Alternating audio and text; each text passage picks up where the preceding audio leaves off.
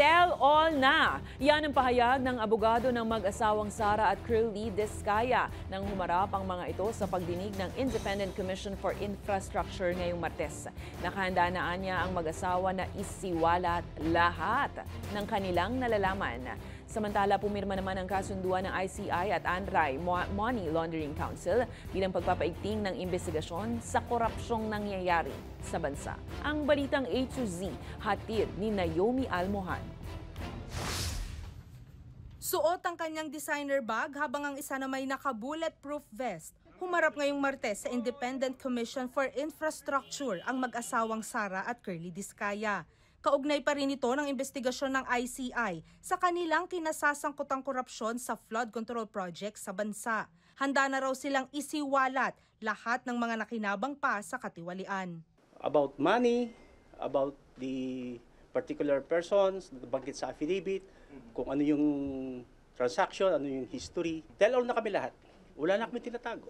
The mere fact na humarap kami sa Senate, sa House, sa DOJ, and then ICI, we're very sincere. Kaya nga, tell all na tayo lahat eh.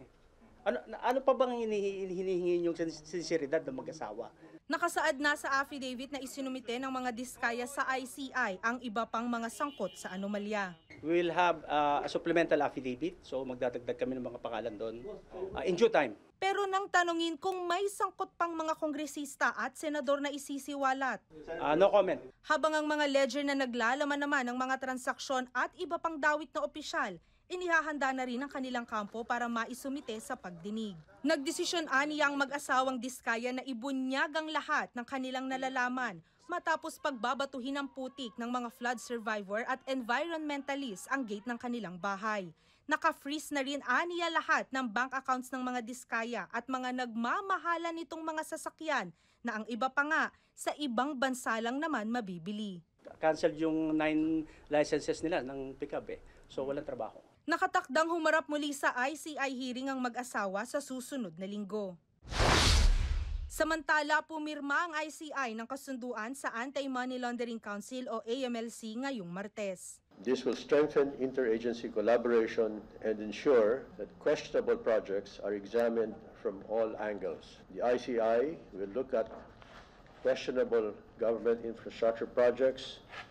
The AMLC will uncover money laundering and other related unlawful activities. Tugunan nila ito sa panawagan ng taong bayan na kastiguhin ang mga umaabuso sa kaban ng bayan at tuluyan ang wakasan ng anumang uri ng korupsyon sa bansa.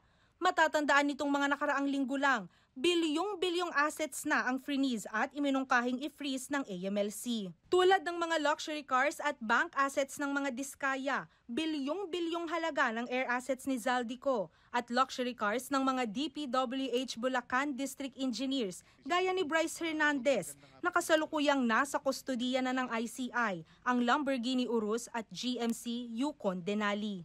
Beyond investigations, we will instill a culture free of graft and corruption. Once that starts at the top and filters down to every agency.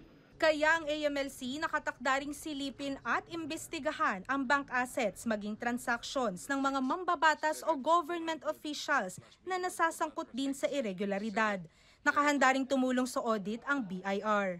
We're still trying to collate other information or other data coming from other government agencies para mas comprehensive yung magiging audit natin. Para sa Balitang A to Z, Naomi Almohano.